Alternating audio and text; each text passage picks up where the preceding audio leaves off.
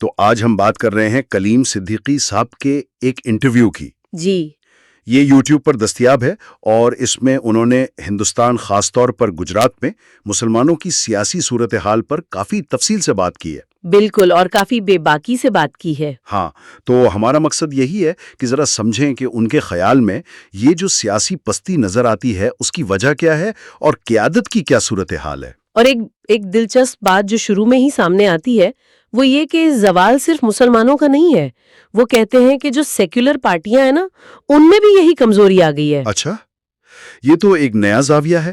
تو چلیں اسی سے شروع کرتے ہیں. پچھلے 10-15 سال کی بات کرتے ہیں. وہ کہتے ہیں کہ مسلمانوں کو نشانہ بنایا گیا، مسلم خلاف اسلام خلاف باتیں عام ہوئیں. جی، وہ کہتے ہیں کہ فرق یہ ہے کہ پہلے بھی مخالف لوگ تھے، ظاہر ہے 70 سالوں میں، لیکن پچھلے 10-15 سال میں نا جیسے ہر انسان کو ہی دشمن بنانے کی کوشش ہوئی ہے. یہ شدت آئی ہے. اور اس سے سیاسی حیثیت کمزور ہوئی ہے ان کے مطابق.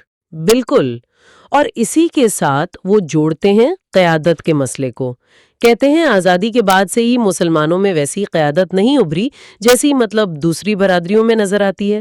ہاں، وہ مولانا آزاد کا ذکر کرتے ہیں لیکن انہیں منفرد مانتے ہیں. پھر امبیڈکر کانشی رام کا موازنہ آتا ہے دلت قیادت سے.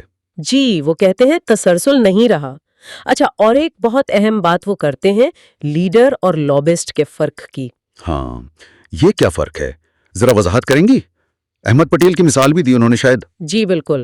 وہ کہتے ہیں لیڈر کمیونٹی کے لیے ہوتا ہے، لابسٹ جو ہے وہ اپنا اثر و رسوخ استعمال کرتا ہے لیکن ہو سکتا ہے پارٹی کے لیے یا کسی انڈسٹری کے لیے. اچھا. احمد پٹیل کے بارے میں وہ کہتے ہیں کہ ان کی لابنگ پارٹی اور صنعت کے لیے تو تھی لیکن اس کا براہ راست فائدہ کمیونٹی کو نہیں پہنچا. مطلب بظاہر تو وہ بہت بااثر تھے نا. ہاں، صحیح. تو یہ سمجھنا ضروری ہے کہ کون اصل میں کمیونٹی کی نمائندگی کر رہا ہے. بالکل. اچھا، یہ تو ہوئی ماضی کی اور ایک بڑی تصویر. اگر ہم خاص گجرات کی بات کریں موجودہ قیادت کی، تو انٹرویو میں کیا کہا گیا ہے؟ سنا ہے کافی سخت الفاظ استعمال کیے. اوہ، بہت سخت.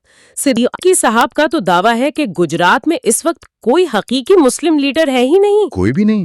ان کے مطابق نہیں. وہ کہتے ہیں زیادہ تر لوگ سیاست میں ہے اپنے ذاتی فائدے کے لیے، بزنس کے لیے، خود کے مفاد کا لفظ استعمال کرتے ہیں. کمیونٹی کی فکر نہیں ہے. اور وہ حق پرستی اور ہمت کی کمی کی بات کرتے ہیں. یہاں وہ جگنیش میوانی کی مثال لاتے ہیں کہ دیکھیں اس نے اپنی ہی پارٹی کانگریس کو چیلنج کیا. مسلم نمائندے کیوں نہیں کرتے؟ اچھا، وہ واقعہ بھی بتاتے ہیں نا کہ کچھ لیڈران کانسٹیبل کو صاحب کہتے ہیں. جی، وہ کہتے ہیں یہ ہمت کی کمی دکھاتا ہے. لگتا ہے جیسے ان کی ترجیح کمیونٹی نہیں بلکہ پارٹی ہائی کمانڈ کو خوش رکھنا ہے، بس تابع داری. تو پھر سیاسی جماعتوں کا کیا کردار ہے سب میں؟ کانگریس کا ذکر آیا، AIMIM کا بھی. کانگریس پر تو وہ کہتے ہیں کہ بس استعمال کرتی ہے اور لیڈر جو ہیں وہ جی حضوری میں لگ جاتے ہیں. AMIM پر تو وہ بہت ہی زیادہ تنقید کرتے ہیں.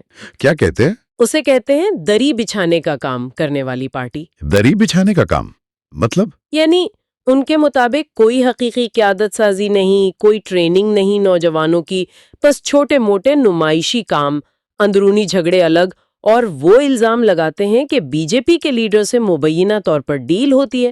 دھرم شاہ کا نام لیتے ہیں وہ. یہ تو کافی سنگین الزام ہے.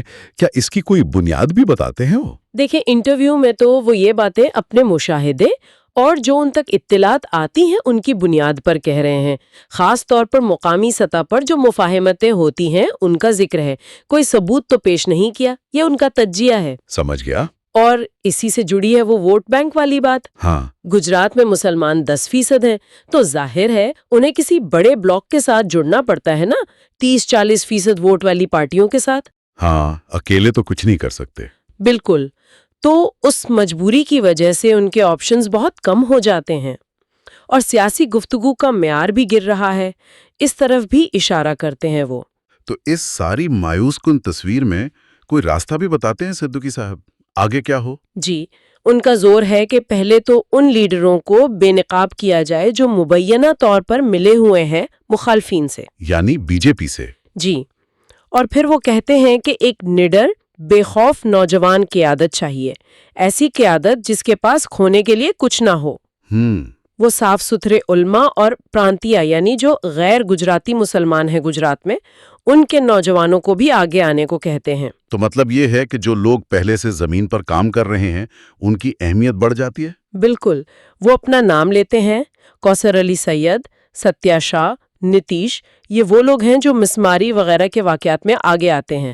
وہ کہتے ہیں کمیونٹی اور جماعتیں ان کی مدد کریں تو یہ مستقبل کے لیڈر ہو سکتے ہیں۔ لیکن کیا ان میں سیاسی طاقت ہے ابھی؟ وہ مانتے ہیں کہ ابھی سیاسی طاقت نہیں ہے، لیکن وہ یہ بھی کہتے ہیں کہ پارٹیاں خود بھی تو کمزور ہو گئی ہیں۔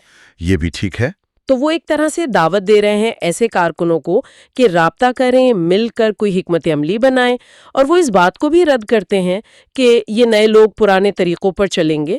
کہتے ہیں ابھی تو سب برابر کی سطح پر کام کر رہے ہیں۔ تو خلاصہ کریں تو صدیقی صاحب کے انٹرویو سے ایک طرف منظم پسماندگی، قیادت کا خلا جسے ذاتی مفاد نے پر کیا ہے، ووٹ بینک کی مجبوریاں، جی، اور دوسری طرف ایک نڈر زمینی سطح کی قیادت کی ضرورت، یہ تصویر ابھرتی ہے۔ بالکل، اور یہ پھر ہمیں اس بڑے سوال پر لا کھڑا کرتا ہے جو ان کی باتوں سے نکلتا ہے، کیا واقعی کمیونٹی کی اپنی قیادت نچلی سطح سے اٹھ کر ان موجودہ سیاسی ڈھانچوں کو چیلنج کر پائے گی، خاص طور پر جب اسے باہر سے بھی مزاحمت کا سامنا ہو اور شاید اندر سے بھی وہ حمایت نہ ملے؟ یا پھر یہ جو سمجھوتوں والی قیادت ہے اور محدود سیاسی آپشنز کا چکر ہے، کیا یہی چلتا رہے گا؟ جی، یہ سوال